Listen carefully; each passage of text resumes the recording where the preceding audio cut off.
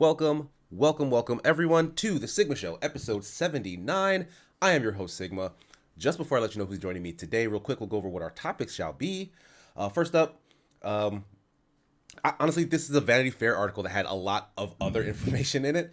But the thing that our industry kind of took the most from was the fact that in the new Obi-Wan series, Darth Vader's voice was apparently completely AI generated. Like they kind of created James Earl Jones' iconic Darth Vader voice for that show using computers.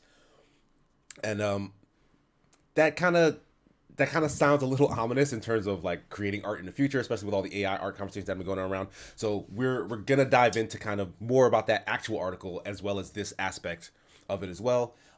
And our bigger topic, or our final topic, will be about Videogame Dunkey, the famous YouTuber, long-standing channel, over 7 million followers on his channel, is creating a new publisher label called Big Mode Games, where he's going to attempt to create more of the, well, not more of, but trying to create other hit AAA-esque indie titles. And we'll get into kind of some of the meat and potatoes of his presentation and how it was sort of received by the industry, and some of our own thoughts about, you know, critics and crossing over into game dev. But here to talk to me about these topics today are Rachel Casey. Hello, everyone. As well as Rexicon Jesse. Good time of day, everybody. Lampy's yelling at me that I'm very out of sync. Usually the videos start and I'm out of sync, and then it kind of catches up. Like I'll notice that even in the post recording when I look it over. So I'm just not gonna worry about it. Sorry guys, if I stay out of sync, I'm just if we're all out of sync, then that might be an issue. Yeah. Just don't look directly at the case. But either you'll be fine. Yeah, just don't watch my mouth. That's all. Look at my eyes. Yeah. Try that. Just zoom in. This will all be on Eyes up here, Spotify buddy. eventually. So the video stuff True. is just That is it's very just gravy right now for the Twitch chat. Exactly. Oh well.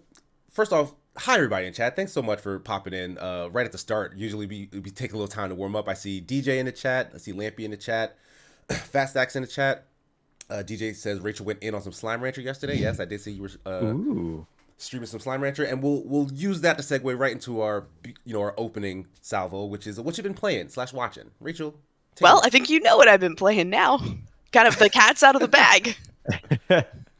But the slimes out yes, of the ranch. I am literally in this case, because you leave the ranch in Slime Rancher to go to a whole new location, which conveniently. So it's not actually. It's not actually. No, it's a conservatory now. We're getting the whole Clue map out, but Wow. yeah, it's a new island called Rainbow Island, where you are now, where you can find new kinds of slimes and harvest their leavings for money, and it's.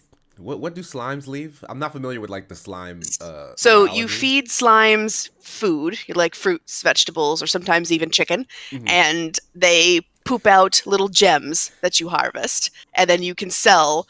And there's actually kind of like a little underline of like satire of capitalism, because you can actually. Yeah, if you're mining gems, then yeah. Well, you can go in the like that. the flavor text and see, like, they say for every single kind of plort, like for honey plorts or something, apparently it's completely replaced the sugar industry back in the settled parts of the galaxy. And yeah, Wow. just there's like there's whole flavor text where they're like talking about different forms of like different ways that these slimes are exploited for money. And I mean, it's not present anywhere else in the game, but it just occasionally comes up in the background text. Which I find cute. So the tone is that the character you play is not like that they're mistreating the slimes or whatnot, but they're in it for the money. Oh yeah, definitely. But yeah, Gotcha. But in this case, we've got, so before we have, like cat slimes and rock slimes and honey slimes, and now we've got like bunny slimes and butterfly slimes, bat slimes, anglerfish slimes. So we've really gone off the chain here in design terms, but I like it. I mean, Slime Rancher never needs to be anything other than absolutely adorable, and that's what this is. Okay, nice. So yeah, I put in some hours with that last night. Yeah. Anything else you've been playing or watching? I finally went back and finished the Castlevania Netflix series at my husband's insistence. I also agree with him. It's a great. Oh no, I how'd you like loved it. I'd always meant to finish it, but it was one of those things that I never got around to, and now I've got somebody to basically like nag me until I get around until I go back and finish it. So I still haven't watched Andor yet, though. I still need to catch up on that. I'm so behind right now. Did that not just? It did, drop? yeah, but I'm still not caught up on it. Yeah. Oh, okay. So I mean, mean, that's fine. You got with time. my background, I feel like I should be like on top of all the Star Wars stuff, but right now I'm just a little bit behind. I think the Star Wars fans will forgive you, and then we ask the Star Wars fans, and they they shake their like no. They're like, no, we're mad at you. No. I did find. I also tried to finish Immortality, the Sam Barlow game. That was, I don't know if I talked about this last time, but I tried finishing it. I played a little bit of it. I got bored with it. And then when I tried to finish it, I finished it, but then it glitched out, so I didn't get the achievement for finishing it. And I was just like, I was just sitting there with because I was playing it with a controller, so I was just sitting there with my controller, like, just the blankest stare of utter disappointment on my face, so I'm told. Like I had to review Immortality, and I was the outlier review in that I kind of didn't get the experience that I think it intended, and it was not partly because of a glitch. Because at the end, I also did get a glitch where it was running credits, but it was freeze framed on like a particular. Yes, I got that too. That's the same thing that was exactly what I got. But the thing is, I did get credit, I guess, for completing the game. But also, there's like way more in that game. Like it'll run those credits, but like you actually don't have the ending. Yeah, I've heard. There's and that the credits unlock early. Sorry, go ahead. Ow. No, continue, because that's probably I'm getting at the same thing. Just that the credits unlock after you finish like a certain in-game event, but like you can still like go back and like get the whole story. Although to be honest, I kind of got bored with it. I mean, I won't spoil it, but let's just say I thought the horror was going one particular direction, and then it kind of like did like a weird U-turn and went in a completely different genre, and I was like, oh, yeah, I'm bored now. No, I 100% agree. I'm so glad somebody else came to this conclusion, because I'm looking at 10 out of 10 reviews everywhere else. Like, okay, did I really miss something? Because I got to the point where I'm like, I know that there's more to this, but the fact that it took this long for them to reveal that, hey, credits, quote unquote, but then go back and play like maybe another 5 to 10 hours possibly to get the full story. I was like, no, I'm uninterested at this point. Like, for me to get credits after this much time and to still not have any idea what's going on, that's bad. That's how I feel. Yeah, I liked her story, the first Sam Barlow game I played, and I haven't played any of his other games, which is... I tried the one after that, Telling Lies, and I did like that a lot. Yeah, I mean, I'm not saying Sam Barlow is, he's good at what he does, which is basically this. I think it was just the content and the story this time that kind of... It wasn't the funky mechanics this time. I think it was more the content and the story that kind of lost me. And I think that's fair. I absolutely agree with you. Anyway, that's it. Okay. How about you, Jesse? You got anything you want to share?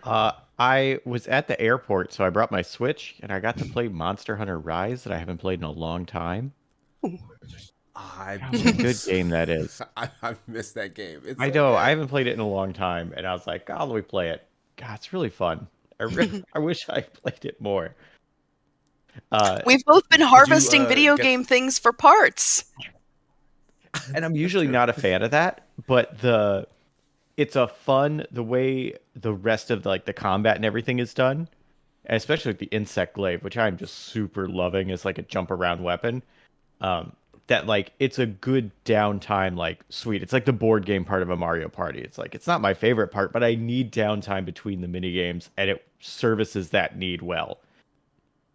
And you can get cool fashion and weapons during it. So like, of course, I'm interested. Like, show me a new helmet, right? Yeah, which is actually a hat. And the fact that everything feeds everything else, like, oh, because you want this fashionable item to match the rest of your set, that requires you to go kill a bunch of monsters. But then that ends up being fun too.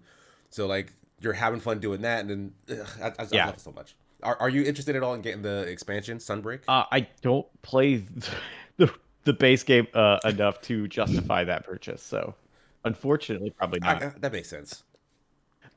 Because if you are really into it, like Sunbreak is just more in like the best way possible. Like they take out anything that was slowing you down from having fun and like double down on everything that was fun. And like I've been playing the PC version because I had to review it on there, but I went try to go back to Switch, and because I need to grind all the way back to get to the Sunbreak yeah. content, like it's putting me off on just walking around with my Switch and doing it over. But I'm probably gonna do it eventually anyway because I really just want to walk around with my Switch to play Monster Hunter Rise when I can. That's how much fun I was having. Watch where you're going. And I also on Thursday I played Sea of Thieves, which I actually had a really good time with. Yes.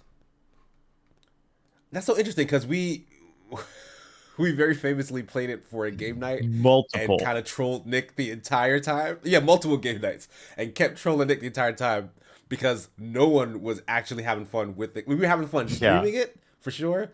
We were not having fun with the actual game. So I'm very curious, like what kind of changed in your interaction this time? My friend RGB Blight, who streams with me on Thursdays, convinced me and was like, "Look, I wanted to play it.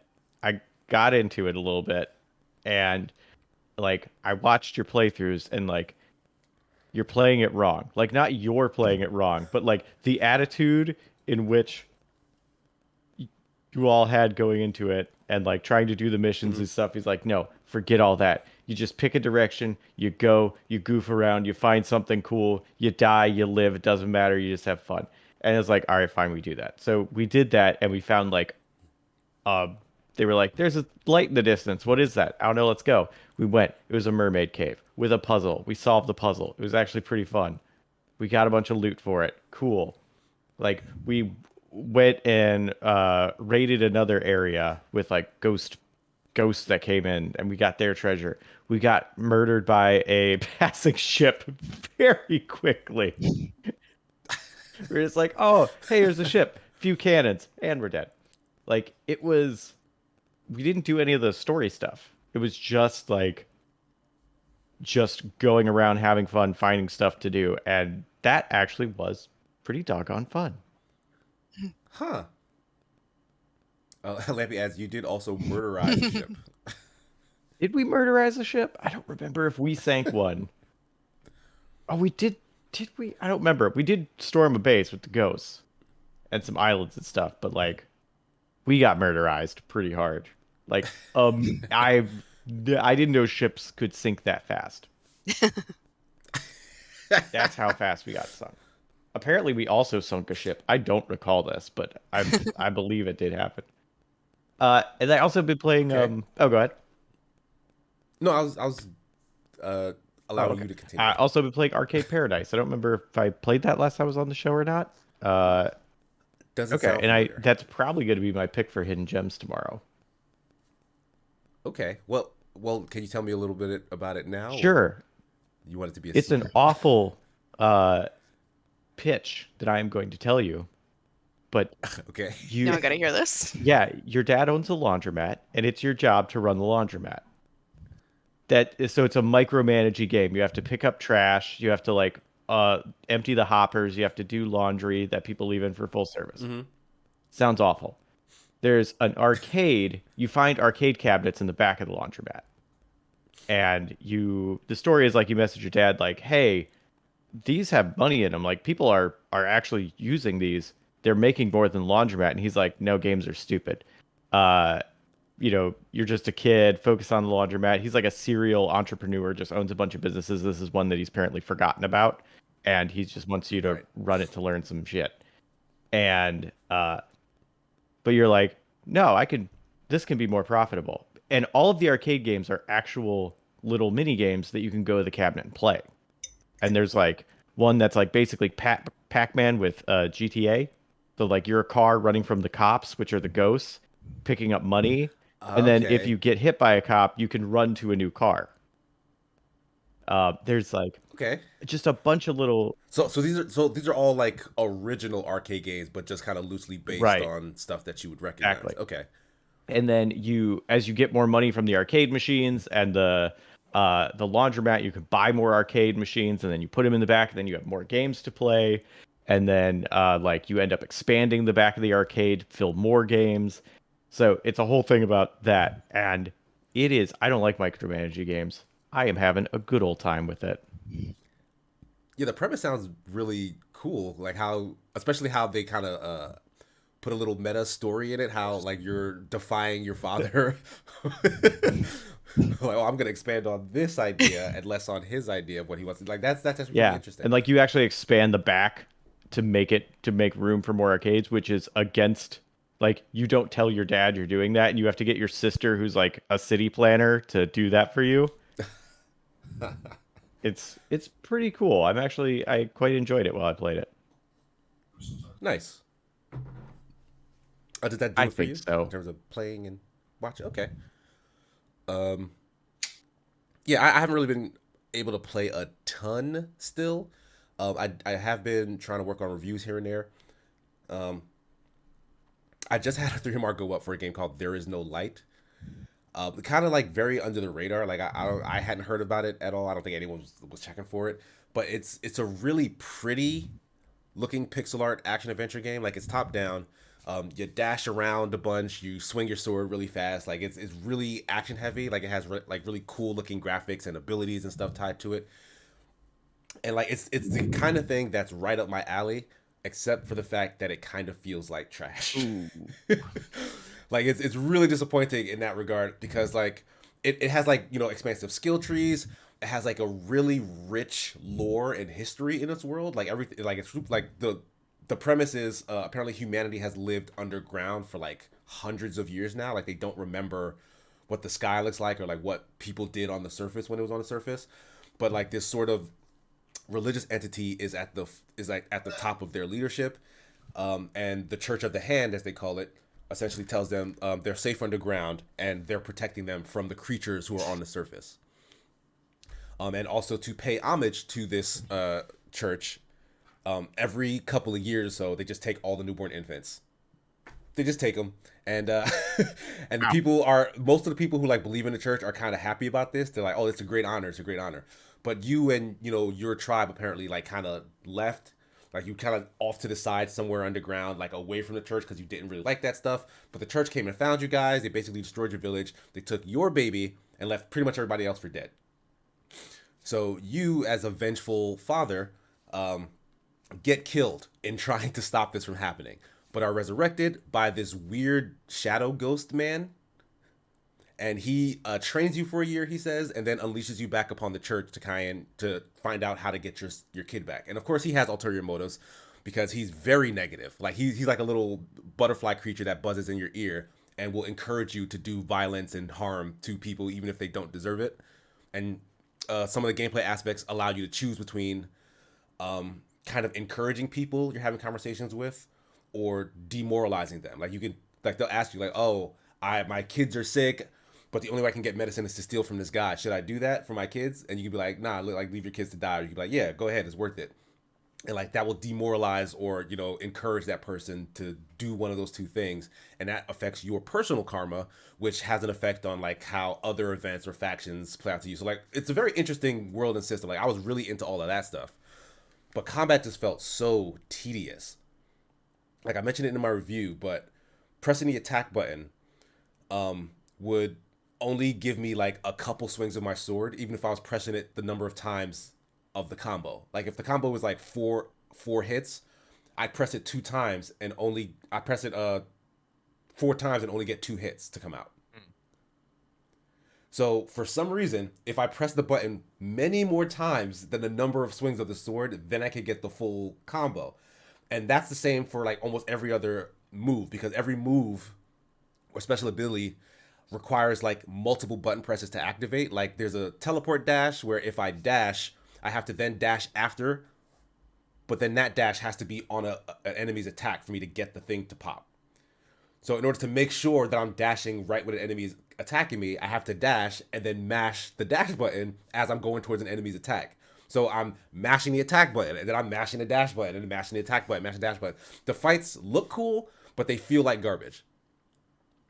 Like I feel like I'm pressing just straight up nonsense.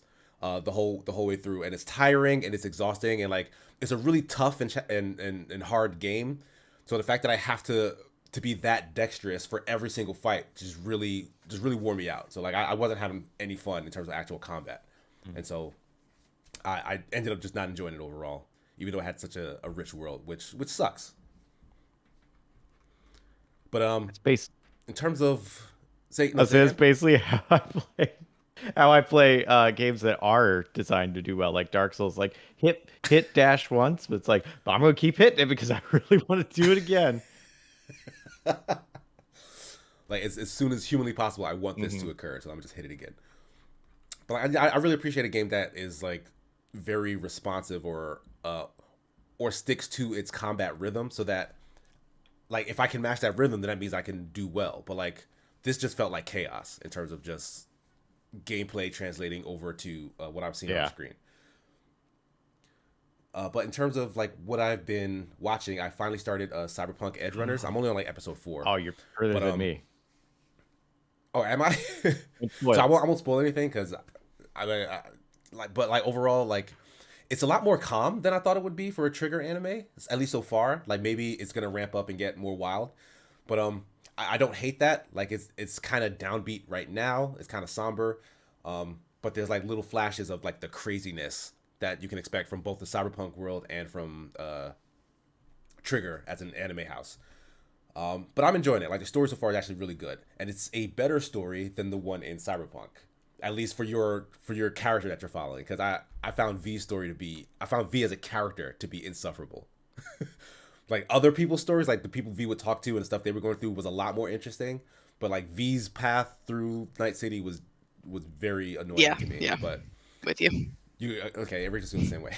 But I We're mean, in the sync anime today, is- Casey. right. But the anime is shoveling or funneling a bunch of people back towards the game. Like I know Jeff has been playing it. I know Blue's been playing it.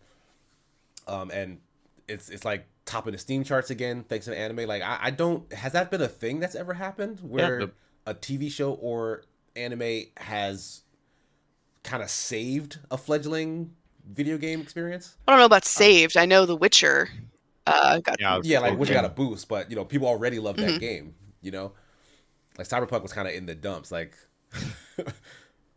And I'm not sure. I mean, if it isn't rewriting the game, I don't see what good the anime is going to do. At least in my estimation. Other people can have obviously different opinions about it, but I'm not. I don't think I want to subject myself to Cyberpunk again just because they put out a cool anime.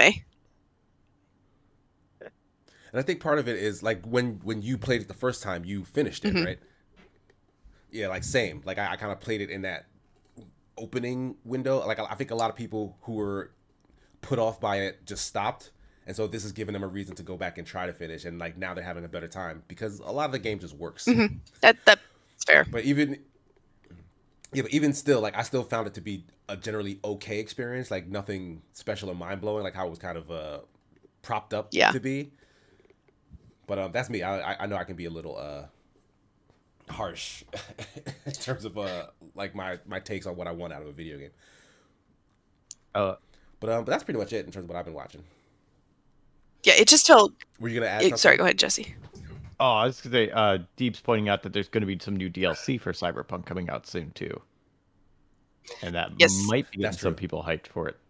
That's fair. It's I don't know the whole thing. Well, I mean, I was there for the whole like pre-release like marketing blitz because that was a whole disaster for Cyberpunk. It's like I mean, all the things that they were promising Cyberpunk was going to do. No, really, we swear. Remember when they were saying something like the clothes you wore were going to make a difference? Like there was going to be like a proper like whole fashion system as well. That wasn't in the final game. You were going to be able to romance a whole bunch of different people. You've got 4 options. I mean, 2 realistically, depending on your gender. And yeah, and in my mind, at least for the story, the whole like transhumanism thing, it didn't do anything that Deus Ex didn't do before it. So yeah, I agree. Like it really kind of dropped the ball on a lot of the larger themes of just cyberpunk worlds in general.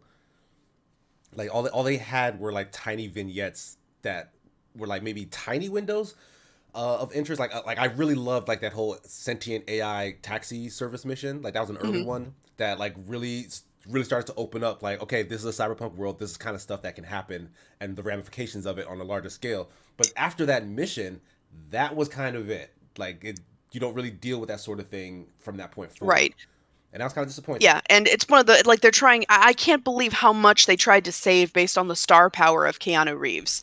I like Keanu Reeves. I would die for Keanu Who Reeves. doesn't? I'm not gonna. I mean, I don't know I'm about not that. gonna sit through an 80-hour video game just because they got Keanu Reeves to drone a couple of lines into a microphone for an afternoon. I love the man, but that was not his best work. I mean, yeah, I was more a fan of that performance than I think others. Like I kind of liked his Johnny That's fair. Silverhand Yeah. in the game. Like I thought it did add to the experience for me.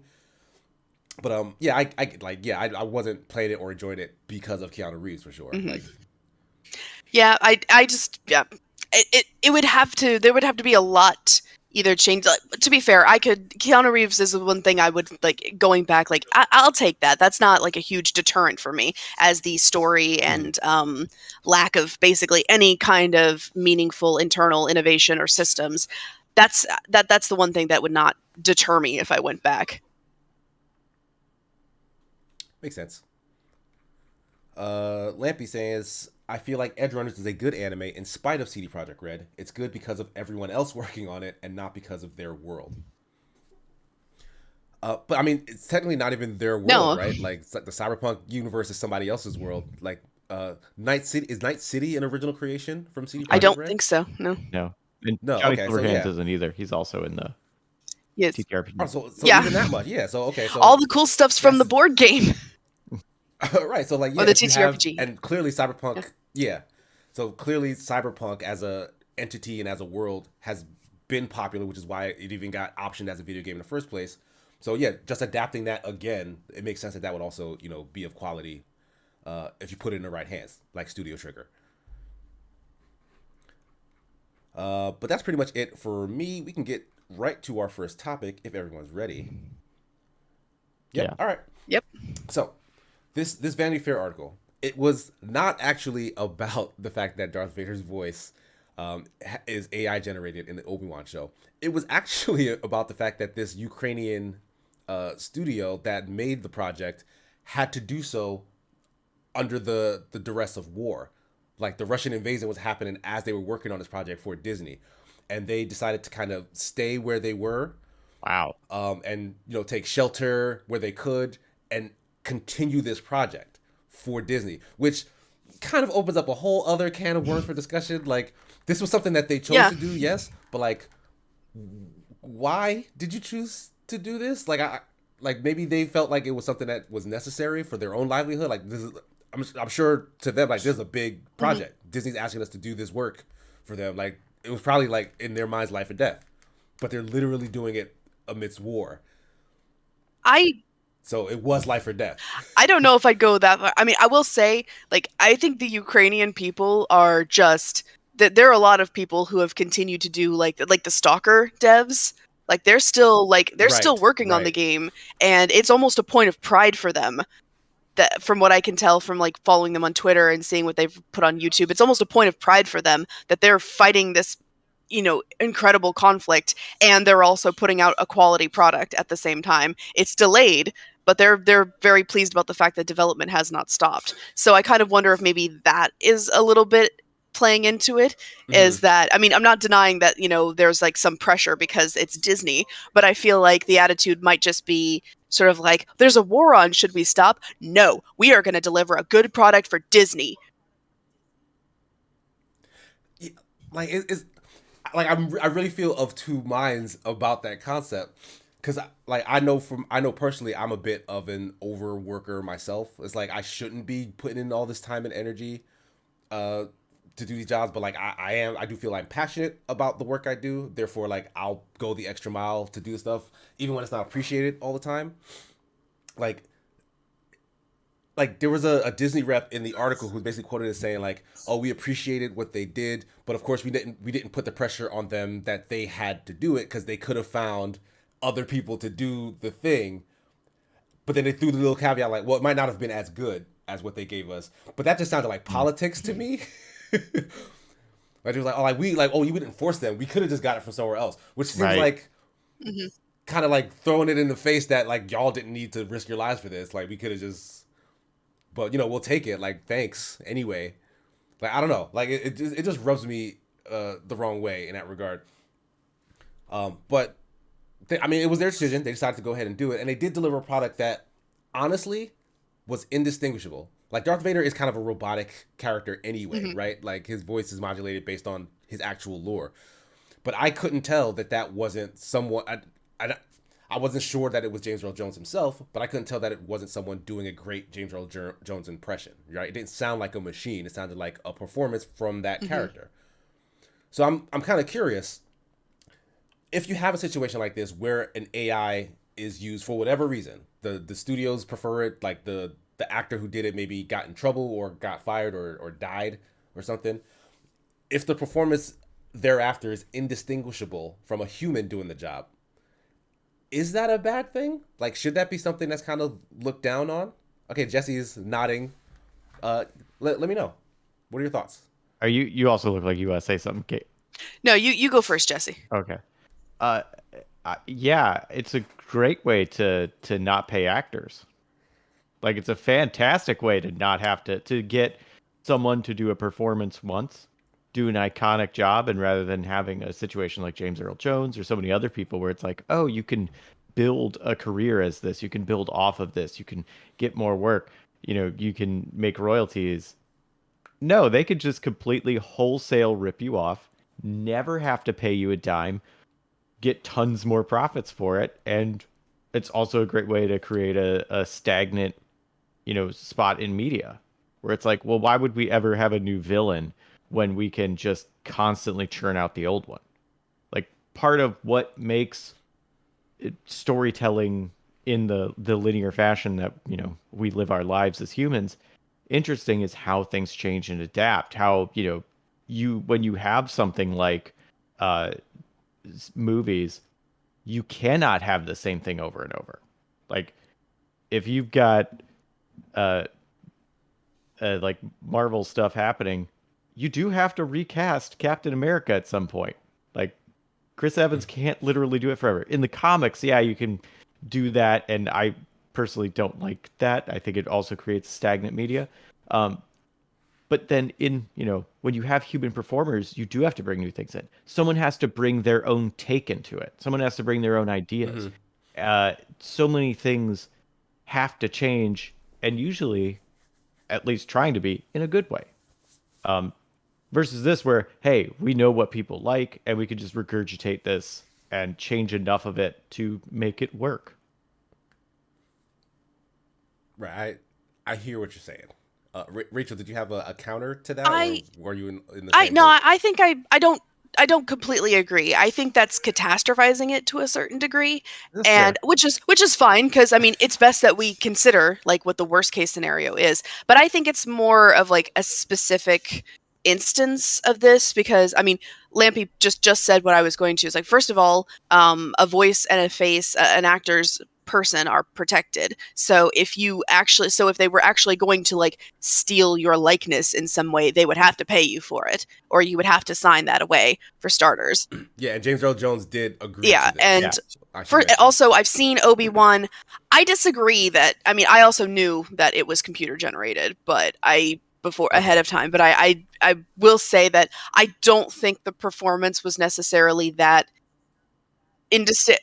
I could tell that it was like it's a little flatter, I think, than James Earl Jones himself would have been. But also, I think part of it is it's a very specific use case for this because James Earl Jones, first of all, the best way. Let me start again. The best way to demonstrate that James Earl Jones doesn't sound like he used to is if you watch Lion King, the animated, and Lion King, the other animated film. Just if you if you listen to the two versions of Mufasa, James Earl Jones in his elderly James Earl Jones sounds much different than he did in the 90s, and he sounds way different now. So it's impossible for even him to maintain that Darth Vader voice. He doesn't sound like that anymore. And this is a very specific kind of character voice. If you were to hear anybody else do, I mean, I'm sure they could get a good James Earl Jones impersonator if they really wanted to, but I think as part of it is also that Obi-Wan was very much a nostalgia project. It was bringing back all the like so many things from the older movies, because for the specific purposes of being like, hey, this is like we're paying homage to like the generation that came before, and we're also like talking about the generation that's going to come next. I think that was the whole like Reva storyline as well. But anyway, I think this is a very specific case where this happened, and I really don't think we're getting into a whole like, oh, we're going to replace voice actors with, AIs that sound exactly like them and are just as good. I don't think that's ever going to happen. I think it's like the same sentiment with like the AI art thing. It's like you got to have someone there who's telling the AI what to make. Just, to me, just because they don't put brush to paper doesn't mean a human didn't still create this. So No, I think that's a really good point as well. And as kind of a devil's advocate, and also as like a bridge between these two points, like I understand the whole concept of an actor doing a job and then kind of being pushed out of that job for machines to take over. Like on the one hand, it's like, okay, maybe that actor is out of work, or maybe they signed a bad deal, and so like they're not, getting paid for like the use of their likeness or their character that they helped create or whatnot. But on the flip side, like we heard with this Ukraine story, there are people who are behind the machine. Like they have to actually do the work in coding and programming to make that work, and that's their livelihood, right? So like maybe one person, an actor, isn't getting money or residuals for continuously redoing this role, but there is a team now of people who are. Like that kind of just speaks to like maybe the future, and like how just media in general is changing. Like they don't appreciate like the actual artist or creator as much as they do the product, which overall is kind of a bad thing. But I don't think that's going to disqualify like smaller entities or startups from doing it the way that they, because that's kind of what the internet has become anyway. Like everything is like so tailor-made and microcosmed out to fit specific audiences.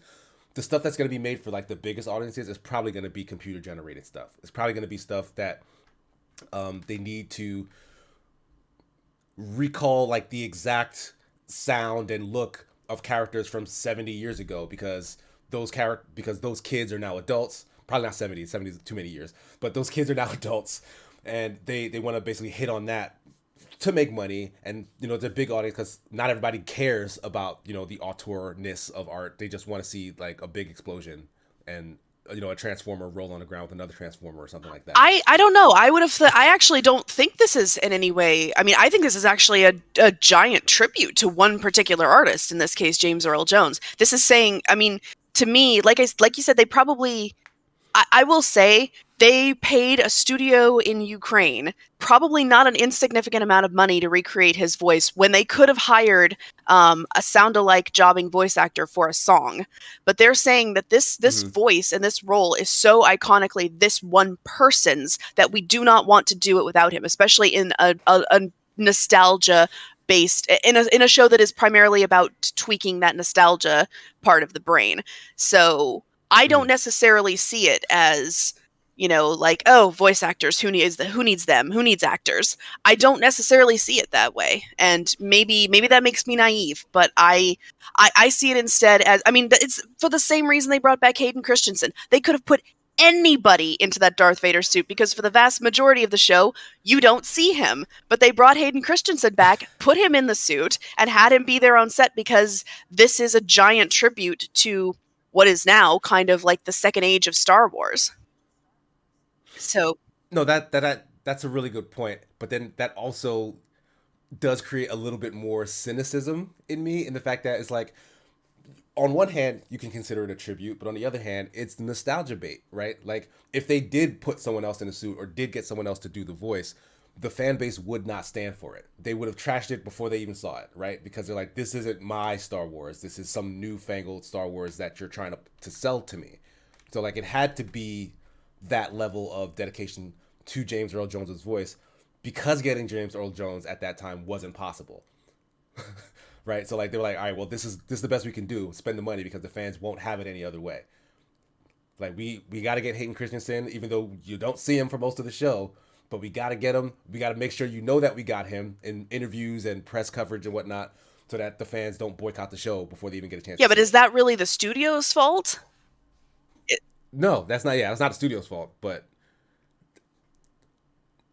I mean, is it the studio's fault? I I don't know. I don't know. I think that there is a, you could in future, when Hayden Christensen, when it's no longer physically feasible for Hayden Christensen to do the role, I think you could make, you could put Anakin into, not Darth Vader necessarily, but you could put hell, even Darth Vader, you could put Anakin Skywalker in, played by somebody else. I will say Hayden Christensen is in this for nostalgia, but I'm not saying that he's so necessary to the role. Like, you don't need, like, anybody can play Hamlet.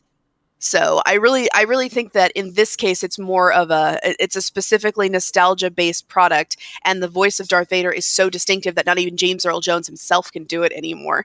So I do think that it's that saying that in the future we're going to like keep regurgitating these certain actors like voices and appearances, and we're never going to refresh. We're never going to give new actors a chance. We're going to replace them to a certain degree.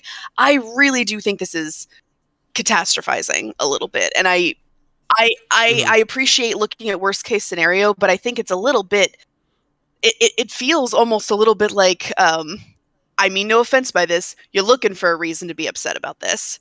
And meanwhile, I'm just like, James Earl Jones! No, that is I'm over here like, it sounds like Darth Vader, it's James Earl Jones, yay! And, for whatever reason, even if the man himself is now can't make that voice, I'm still just happy it's there. So I really don't, I don't mean any offense by it, but I'm just saying that's kind of what it feels like to me. That is a worst case scenario, but I did not say we'll never get anything new, or that nothing new will come apart. But it's a look at what we're doing right now in the industry and just applying this new technology to it. How much new sci-fi stuff has come out in the last couple of years? And how much of it is Star Wars? And by new, you mean like based on nothing else that existed originally? Right. So much of... Probably like zero. Yeah, honestly. so much of what's happening right now is sequels, reboots, and has been for a long time. This is not a brand new issue. And that this is a way to further that. Like, it's not... New stuff has come out. I love Dark Matter. What a great sci-fi show. That came out, and it's fantastic. But it is overshadowed by the sheer amount of stuff that is being redone and has already established roots. So, yeah, it's not that nothing new will come out, but that it is a further expansion of what is already happening now and has been happening for decades. That's fair. And also, I mean, it is kind of cool that you can make a computerized voice that does sound a lot like somebody. I mean, that is super fascinating. What an outstanding thing to be able to see in our lifetime. Yeah, it's impressive tech. But yeah, like I get what Rachel's saying. It's like it's not that bad, guys. Everybody calm down. But also they're taking our jobs. Yeah. I can see that. Yeah. I'm just conceding. Go ahead. Sorry. Oh, it's a thing where you're saying taking jobs, but that's also an issue where it's like the voice of Darth Vader is James Earl Jones. You apply that to him. Who did all of the work to make this possible? Give me one name of the team of people that made this possible. I mean, it's in that article. But you don't know it. Like that. Yeah, I don't know it. Yeah, it's removing the artists who made this from the equation. The product is what's cool, what sells, what moves forward. And when someone else does it, is it going to be the same people? Maybe not. Like, if you change James Earl Jones's voice, then it's like, oh, this matters. But are we even going to know if someone else does this for season 2 or the next project or whatever? Like, it is removing that's an credit interesting point. that, like, yeah, they got a paycheck for it, but like they can't build off of it like James Earl Jones did as Darth Vader. If I might offer another counterpoint real quick. Oh, sure. Just that, you know, in terms of like reinterpreting science fiction products for a new audience, I do think that, you know, we've got Star Wars on the one hand, but, you know, if you look over at Star Trek right now, we've got this whole series where we're bringing back the original series cast, but not with the cast members. So it's the same characters. So you've got Kirk and Spock and all that, but they're not played by stand-in actors with CGI faces and you know, computer generated Leonard Nimoy and William Shatner voices. Even though I think that could have been done, but they, you know, at the same time, you know, they're new actors offering new interpretations of the characters. So I think there's a place for both. I really think this was just a very particular instance of wanting to preserve a very specific sound. And I do, and by the way, the company's name is Respeecher. Nice. just throwing that out there. But yeah, I just want to put out there that, you know, we are doing both in this case. And and we are offering new actors a chance to reinterpret old characters, and we're also keeping an existing voice intact. So it's not all one or the other. Yeah, and Disney specifically have been trying both as well. Like there was Solo, where they cast somebody new to do Han Solo. There was also Solo, where they had Donald Glover play Billy D. Williams as a younger character and whatnot. But like, yeah, it's like once you get closer to those super iconic, like original Star Wars characters, like Mark Hamill, like James Earl Jones, they seem to kind of seize up, and they don't want to piss off the fan base. Because I don't know what's cheaper or easier to facially reconstruct Mark Hamill and then digitally change his voice so he sounds younger, or to just cast what's his name, Bucky, Sebastian Stan, the Captain America series. Yeah, Sebastian Stan, because everyone was saying like, oh, he just looks like a young Mark Hamill, just get that guy. I don't know. Yeah, it's hard to see. And honestly, like Rachel was mentioning, it does kind of depend on the audience. Like the audience can sometimes be so insufferable. Like, and Disney just wants to make a buck. They're like, look, if you guys are unhappy, we'll change it. Like, we'll do whatever it is that you're asking us to do. You want this to be exactly like it was 30 years ago? Fine. Like that's kind of the attitude they have. So like it is kind of on the audience to like maybe give the newer faces and the newer takes and iterations a chance. I don't know. Do I sound like a corporate apologist? No, I sound more like a corporate apologist than you do, I think. Anarchy. Although I will say that Luke Skywalker is probably a better example of Jesse's point as well, because the reason they probably didn't hire Sebastian Stan for that role is because his paycheck is his fee is a lot bigger now, and they probably thought, hey, that's too much for like 3 scenes in the Book of Boba Fett. So, and 1 scene at the end of The Mandalorian season 2. So let's just put like some jobbing actor in there, and we'll literally paint Mark Hamill's face over him, and we will give him Mark Hamill's youthful voice. So because that's better than trying to find a new actor to play younger Luke Skywalker. So I think that is actually a better example of what I think Jesse is saying, that they could use that it would be easier to do that than it would be to try and offer a younger actor a chance. So it's that example where I can see more what Jesse is saying. Or I don't mean to take the words out of your mouth, Jesse, but I'm saying that I do see your point, and I do see a scenario where what you're describing happens, because it technically already did happen. Okay, I mean, like, it's very. Oh, I'm sorry. Go ahead, Jesse. To your point, I also think it's not all doom and gloom. There is some cool shit you can do with this, and that it's not just a guaranteed. Well, this is how everything becomes a monopoly, and none of us get paid and everything. So yeah, I think that duality is important, and that to look at it completely one-sided is indeed like a misinterpretation of it. And all the cool stuff you can do. Like, progress is neat. You just have to be careful as we progress Mm-hmm. and make sure we're guiding ourselves in the right direction. Fair. Okay, so we'll go ahead and wrap up that discussion and move on to our final topic, Videogame Dunkey and his Big Mode publishing label. Are either of you familiar with Videogame Dunkey? Yeah. Okay, Rachel is? Yeah. Yeah? Seen a couple videos. I know the Yeah, name. I'm kind of in that camp. Yeah, like I was not very familiar with Dunkey until kind of recently, like maybe a couple months ago. And I can't remember why or when, but someone directed me to go and check out his Halo recaps, which I think were maybe some of the first things he did on YouTube. And like they were very funny. Like even this, and like some of the content in them doesn't age well, like politically wise, but like they were still very funny to me. So the fact that he's from that long ago continued to kind of have this following and be relevant on YouTube is an accomplishment. Like he's kind of a part of an institution in terms of like YouTube content creators and whatnot. But this most recent venture is him essentially saying like he wants to move over from the critical side and become part of the video game making process as a publisher.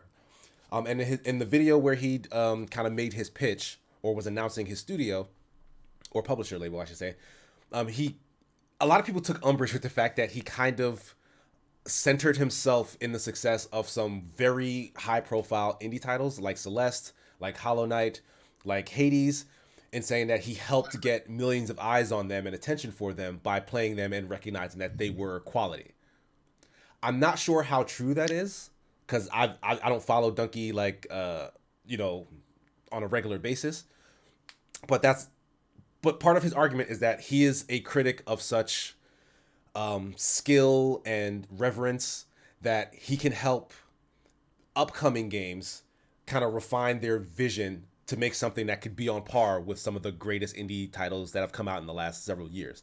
And I'm very curious to ask other critics what your take is on the idea that as a critic, and Jesse, like I know you also have dabbled in game design yourself, like how much do you feel like those skills as a discerning eye for a finished video game product can translate into helping one get to the finish line if, it's not already complete? Like, because I can tell somebody that this feels good, this feels bad. But personally, I'm like, I don't know how you get it to not feel good or to feel bad or whatnot. But I don't know. Like, I'm very curious, like, what you guys think about the possibility of kind of crossing over and the impact of one skill set versus this developer one.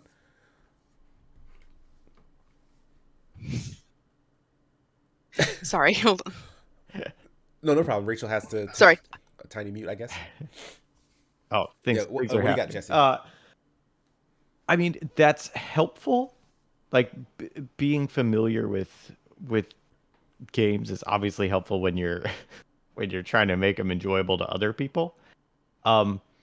I scrubbed through the video, so I don't know exactly what he said or his interpretation. But just on if you play a lot of games, is that helpful? Absolutely it is. It is. Okay. Is it the same as making your own or actually helping a game get produced? Fuck no, it is not. Like, as someone who does, review stuff and builds their own, there are overlapping skill sets, absolutely. But if you think you know one because of the other, no. That's showing how much you don't know. I mean, I can see it because, we can talk about this, the three of us, because I think we all have a mandate for ourselves with regards to critiquing video games. But I see it as like, Oh Stream no, the died. stream died. Yeah. Mike, you broke stream. I think it's popping back up now. Yeah, I don't know what that was. Like, my internet was stable. That might have been either a Twitch or Restream thing. Hold on. I have like a million ads to get through. Yeah, me Okay. too. Yeah, they're coming back. My bad. Also, we randomly have 30 people in the chat. Is that Yeah, Wow, that's we what it says to me. do. Cool. Hi. Hey, Hi, everybody. everybody. Hello. Well, welcome back. Sorry for that interrupt. But I'm sorry that because I was right in the middle of your point, Rachel. So So I'm not sure how many people were able to catch that. So you might want Lippy to like. said, okay, so video game critics, I was trying to say, come in when the meal has already been cooked, when the waiter is at the table presenting the plate to the consumer, saying, saying, hope you enjoy your steak tartare, and we're the ones sitting there eating it, saying, steak tartare could be a little bit better, but it's meanwhile we're publishers come in, they're in the kitchen with the actual chef. So I don't know if, like, I'm going to give Dunkey the benefit of the doubt that he would definitely not start this on just like, hey, I'm a critic, I know what makes games good. I'm going to assume that he knows, like, this, but publishers do not come in when the finished product is done. So if he's going to be judging games, he's not going to be judging the finished product. He's going to have to come in much earlier in the process, and it's much harder to judge then whether or not the finished product is going to be good. Right, like that's what I think the misconception might be here, because and people who watch Dunkey know that he has a very sardonic, sarcastic tone.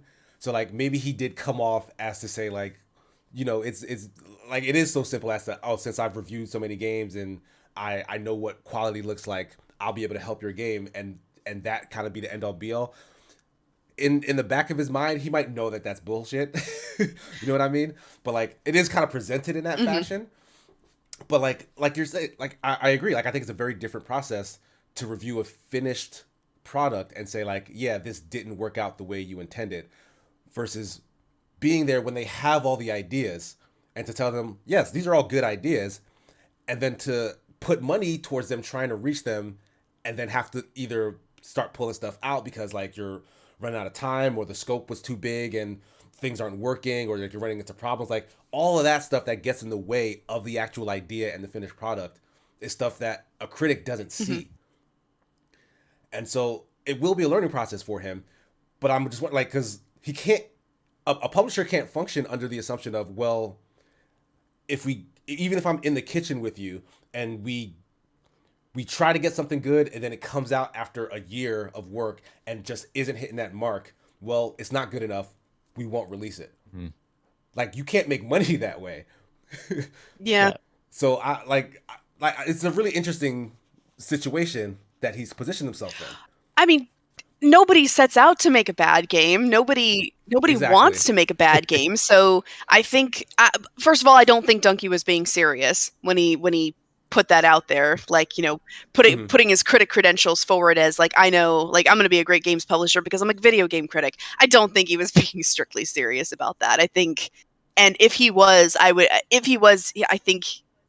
think he would criticize anybody else who said that. I think he would roast anybody else who said that. I think he was just being silly. But to his credit, I will say that sometimes I think publishers can try to put their fingers a little too much in the pie with regards to, development. Sorry, that was a gross metaphor, but you know what I meant.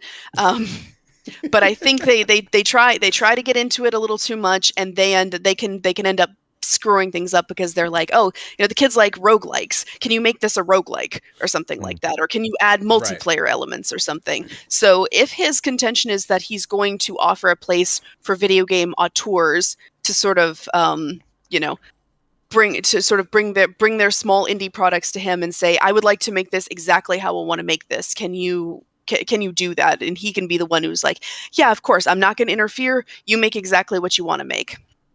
I can see that being more of a mandate, because that seems to be the games he cited as like the ones that he really enjoyed, as the indie games that he really enjoyed.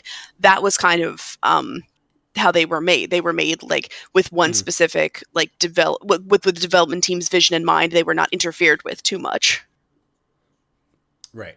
So I mean, if all he's offering here is like funding, because I'm sure with 7 million subscribers on YouTube, whatever, like Dunkey's making money, right? Like he's got cash to burn. If he could just help them financially and with exposure, because that's another big thing that indies, even if they have like really good games, they struggle with just getting people to learn about them. Like those are two things that a publisher should do. Like that's a publisher's job, is to give you exposure, like to market your game and to fund the project so that it can get made. So if he can't provide those things, great, right? Like that actually sounds like a good idea. It's just this idea of him wanting to be involved, even though he did state that he doesn't want any creative control. He did say he wanted to be involved in the process in order to help make it great. But I guess the details of exactly how he would be involved and how he would help are what's murky. Mm-hmm. And as someone who doesn't have a history of publishing games, it's easy to just default to, all right, well, he's not going to know what to do. He's going to be a hindrance or whatnot. But on the flip side, everybody who's good at something has to suck at it at first, right? Like that famous Jake the Dog saying from first time. The first step to being good at something is sucking at it. So like, yeah, like I do root for him. Like I don't want this to sound like pretentious, but I do think there is value to having a critical eye in the kitchen. Like even if they don't know kind of the ins and outs of how you get there, like at certain points, if you just show them, get them to like put hands on it, they can give you feedback. Because just like we all as writers, we spend so much time like maybe working on a script, you don't see a lot of the mistakes, or you don't see some of the content in there that's not coming across the way you want until a second pair of eyes can look at it. So and sometimes that pair of eyes doesn't need to be a seasoned writer or a managing editor. It could be a significant other, someone who doesn't know anything. As long as you have different eyes on it, it will help you a tremendous amount. So I think something similar could apply in this case, perhaps. Yeah. Yeah, I do think that I have confidence that he's going to try to make sure every game he puts out there is at its best. I will say that. I think that that's the real goal, and it's an admirable goal. And if that's, but I'm just concerned that he's put itself out there like, oh, I know what makes a great game, so I'll only publish good games. Even if that's meant sardonically, I worry that because that's what he said, if he puts a game out there that is perhaps not so good, it's going to be that game and its developers, in addition to Dunkey, who are completely roasted by the internet. So it's like you're setting some pretty lofty expectations for some maybe inexperienced game developers, because they have to carry the weight of expectations too, because they're the ones actually making the games. Yeah, and kind of what you were saying, Casey, like this is something that I feel like sometimes I'm like, oh, am I supposed to say this? But as someone who makes things, boy howdy, yeah, it's helpful to have someone else come in and be like, this isn't working, or you got some feature creep going on, or I know this is what you want, this is not what I'm getting out of it. Like you need someone to be critical and not just be an open bag of money for you. Now if they're bad at it, at giving critical information, but they're willing to give you money, okay, that's fine. Like you get their money from them, but then you better get that critical information from somewhere else. So maybe I need to like read up more on what he's doing, because I'm not entirely sure what he wants. If he's just a publisher, then give someone money, send it out. If he makes money, cool. I guess if that's what he wants to do with his money, his billions of YouTube dollars, sure. But yeah, like what if it turns out to not be a good game? Like what does happen then? Yeah. And as we all know, opinion is subjective. Yeah.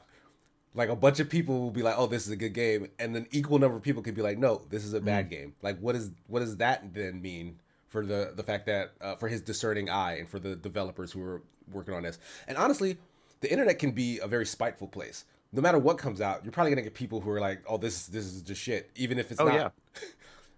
And the perception in a lot of cases is what matters rather than the reality, because as soon as the first message gets out, the second one has a much harder time, co-opting it. Yeah, that's like on Reddit, the first 10 seconds of a post determines the life of that post. If it's immediately hit with upvotes, people will look at it. If the first comment is positive, way better chance that everything after it's going to be positive. First comment it's negative, bam, you're immediately in a hole that you're probably not going to get out of. Yeah. I don't see it as anything other than somebody who likes games wanting to be involved in making games, whether or not And that's normal. and whether or not that, his mandate or his view on things changes once he gets a peek behind the curtain. I think he's already seen behind the curtain, to be honest. Otherwise, I don't think this is something, even if he wants to present it that way, I don't think this is something he's like, hey, I know games, I can make good games. Leah, let's start a publishing label. I don't think that's how it went down. I think there was I'm going to give him the benefit of the doubt that a lot more thought went into it than that. Fair enough. Yeah. I'm going to get to a couple of the questions in chat, or comments, I should say. Lampy wondering, oh no, I'm sorry, King's Dead 42 wondering, would you be able to trust reviews of his on projects he worked on? Would he even review his own projects? Yeah, like I doubt he would review his own project. Why? He did mention, which I did find interesting, that his current channel would probably stay the same. So like he'd be doing this kind of in addition to what he's already doing. And he does reviews on his channel still, yes? So can you own a publisher making games and then review other people's games and then still be taken seriously? I'm good. I mean, that's a perception thing. Like, 'cause I feel like as a critic, there's nothing that's gonna make me become less of a critic. Like, because I value like my integrity in terms of just giving you my raw opinion without something else. I don't know, what's the word I'm looking for? Controlling it, Influencing it. Influencing it, right? Thank you. So, and I would assume Dunkey, who's been doing this for this long, feels the same way. Like he knows that that's his brand. He gives his audience his unique perspective on things, and he wouldn't want to tarnish that for the sake of a new company, because his old company, which is YouTube, is what kind of has funded his life, honestly. So like, I don't see it. But the fact that the question was even asked by someone in our chat, that King's Dead's not going to be the only person thinking that. True. You know what I mean?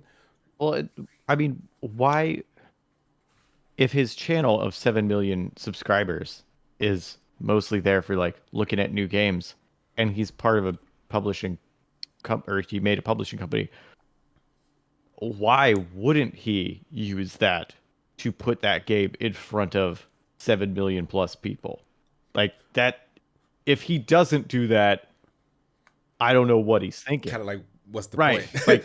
like why work with Dunkey, right? But it wouldn't probably be a review then, right? Like it would just be ads. Yeah, exactly. It Like would Lampy's saying. be a like, sponsored it would just ad, be commercial. Yeah. but not labeled as such. Probably. Maybe it would be. I don't know. Would it even be I sponsored? think he would have to. Yeah, like he at that point he would have to, because he has a stake in the financial well-being of the thing, so he couldn't just review it and be like, "Oh, this was great. That came from Big Mode Games or whatever. Go buy it." I mean, like, but that's not gonna but fly. like, can't he? Like, is there actually something? No, I think legally there's stopping actual. him? Yes. I think Yes. if that's what he, You have to disclose that. I think if that's what he was planning to do, he just wouldn't tell us that Big Mode Games was his company. He It's could just very Leah. easily have concealed that, probably, but he wouldn't have to make a big announcement on his channel. I think if he intended to to mix his peas with his porridge in that way, I don't think he would have made a big splashy announcement being like, "Hey, I'm starting a game publisher. Big Mode Games is going to make the games that I approve." And then meanwhile, a review of Big Mode Games' indie project X or something like that. I think putting that video out there is like, if people see Big Mode Games' latest title on his channel, they'll know, oh, this is Dunkey's company that's making it. So I'm not sure. Does it even count as a sponsored ad if you are making an ad for something that you yourself publish? At that point, isn't it just marketing? Yeah, it would just be marketing. So yeah, I guess it wouldn't need a sponsored tag, but I don't know. It couldn't be. It literally could not be called like a review, like some of his other content, because that would just be disingenuous. Like I get it. Like if people are on his channel, like they're following his stuff, and he posts like, "Hey, this is the latest Big Mode game." That's just letting them know what it is, so that they get the eyes on it. Right. But he couldn't give it a value judgment other than we made it and it has my approval, and then his approval is assumed to be that it's good. Like he couldn't just straight up say that, I suppose. Right. my concern would be more that, what can you trust what he says when he's when he's reviewing something that might have like a direct competitive, like be directly competitive with the game he's making. Like suppose he's publishing Right. a farming sim or something, and the next Stardew Valley comes out and he reviews it. So, I mean, regardless of whether or not because I don't know Dunkey personally, so I can't like say this like about him as a person, but can we trust him to review that game, Stardew Valley 2, fairly when he's got his own farming sim that he's trying to work on and publish? And that's the thing. Like, it doesn't actually matter whether you can or not. Like, even if you can trust him, the perception for a lot of other people would be that you can't. Yeah. So that would be my concern personally.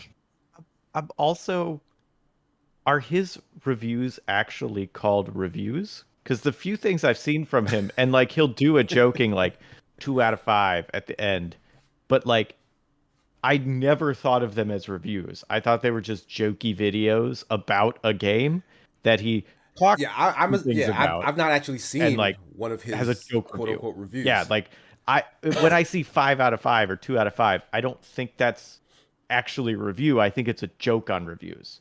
Yeah, it's not like on Metacritic going like Videogame Dunkey give this game 2.5 out of 5. So I feel like there's a level of protection from that. Like, oh, I'm not reviewing my own games. I'm just doing the same thing I've always done. Yeah, it's hard to refute that, honestly. No, yeah. Because he's not necessarily doing a traditional review if that's what all his videos are like. But I don't know, because I'm not a Dunkey fan in that way that I know what his comedy videos are versus his review video. I don't know if he has a more serious version of of what he does or not. So Lampy in chat says, but even if it's not a review, he can start reducing coverage of other people's games because they didn't use his publisher. Mm-hmm. Good. Mm-hmm. Yeah, that's also an interesting point. Like, yeah, he could. Then it becomes because he has a vested interest in competing against other indies now. Yeah. That's so he becomes less as like, hey, he's bringing exposure to a lot of really cool indies. It becomes that as like, well, he didn't review this ND because it's not made by his publishing label. I don't think he'd do that with big AAA game reviews, but I mean, people. I came to him. I found Dunkey by his reviews of AAA games, which I don't think he will ever stop reviewing because there's not really competition for it between the indie space. They're almost like different worlds, kind of. So I don't think he would stop being a critic of like AAA games. So there are a lot of people who will keep going to Dunkey. It's like, what does Dunkey think of the new? I don't know. Just the last one, like the new Xenoblade Chronicles, for example. So, but if he doesn't keep like bringing indie games up, then he does reduce the amount of exposure he's bringing to other indie games, and that'll be a shame if that happens. I don't want that to be an unintended consequence of him getting into the game publishing, because now he's got a financial stake in all this. Is that the sound of a power vacuum opening for someone else to come in and do indie game reviews? All right. There's a small YouTuber out there with like 200 subscribers who's like, yes, my time is nigh. No, these are all very interesting points, because even in the case where even if you think of it insidiously, like, okay, he's not going to pay attention to these guys because he has his own batch of indies to publish and highlight, you could also make the argument that because it's a conflict of interest, he won't cover the other ones. So it's like, maybe it is antithetical. Like, maybe a critic shouldn't get into the games industry. I mean, not that they can't do it, but like you gotta choose, perhaps. Like maybe you can't sit on the fence and do both. Yeah. Maybe. Like maybe you can. I don't know. I'm not the arbiter of what's right and wrong in the world. I just find all this to be fascinating. I'd be curious to see what happens. Oh, sorry, go ahead. Yeah. Exactly. Yeah. And it's very interesting. I want to see what they publish. And I think exactly what you were mentioning earlier. I think it was Rachel. I have trouble remembering who says what, but yeah, perception. Like, when I'm curious how people are going to take this, and like how that might change him dropping out of publishing or pivoting away from YouTube and going straight into publishing and being like, hey, that was my old job. This is my new job. You know, it was fun while it lasted. It's not outside the realm of possibility for people who like start in like games, you know, writing about games, because we all start as video game fans, I think, in this industry. Most of us do. And then, you know, to start as somebody who loves video games, talks about video games all the time, gets paid to talk about video games, making video games. I'm just not sure if that step should all be mixed up. So like if I started a video game development company tomorrow, it would definitely change everyone's perception of me as like person who writes about the video game industry for a living. Like that would, I would forever have to put that as an asterisk at the bottom of my articles. It's like, oh, by the way, I have a financial stake and I have, well, more of a direct financial stake in this industry than I did before. Mm-hmm. It's true. Legally, when I say D&D has a problem, I have to then quickly say, also I write RPGs. Right, just to maintain your integrity. Yeah. Right. Because as critics, that's important. Publishers, I don't know how important that is. Fair, yeah. So I don't know. Maybe again, this could be a good thing. Maybe a publisher who has a critic who has, you know, the integrity of a video game critic, a good video game critic. Maybe that's a good thing. Maybe we should see more of that. I don't know. I cannot wait to see what this turns out to be. That's how I feel about it. More publishers. Like, I think more avenues for people to take is a good thing. Absolutely. Right. So with that, we'll go ahead and wrap up today's show. Thanks everybody in chat for listening. Rachel, why don't you let folks know where they can find you and what you have coming up? You can find me at Rachel Kaiser on Twitter up there. And also, since I've apparently started streaming again, you can find me on Twitch at Grace of Athena. But just follow my Twitter. Everything goes through my Twitter. You can find my writing at venturebeat.com/gamesbeat. Well, it's /games, but you can find me at GamesBeat. But you can find my writing there. And yeah, just follow me on Twitter. Everything goes through Twitter. Nice. Jesse, how about you? I also find me on Twitter, which is RexConJesse, and that's also my Twitch channel. And I'll be streaming on my channel tomorrow. I'll actually be streaming with Amy doing Slime Rancher 2 on The Escapist today. Yay! I'm looking forward to it. I've heard such good things about Slime Rancher, so I'm actually really excited to see this one. I'll have to watch. Yeah. And then patreon.com/Jesse Galena. That's how I make some money, so there we go. Plug. Yes, all the plugs, guys. You can also find me at SigmaGears9 here on Twitch, as well as Twitter. Later today on the Open Party channel, Super Smash Sunday at 2:30 p.m. Eastern Standard Time. And, you know, normally doing escapist streams and whatnot. Get Jesse to the Greek is going to be starting not this week's Wednesday, but the following week's Wednesday. Yeah. Right? October 5th? Yes. 5th. October 5th. So get ready for that nonsense, because that's going to be a whole lot of fun. So excited. But outside of that, thanks to our two guests today. Much appreciated. Thanks to everybody in chat. We'd love to have you around. We will see you later in the day. It looks like Honey Money's just started up a stream. Sweet. So how about we raid her? Let's do it. Tell her hi from the Sigma show. Thank you, everyone. Sorry. That's okay. I don't really know. Now we wait. Jesse, when is the Slime Rancher 2 stream? What a great question. Let me look that up. Is it today or tomorrow? It's today. Today, okay. I just always forget what time it is, even though I've done it. This will be my 3rd week in a row. But I still... Bye, everybody. Bye. Bye.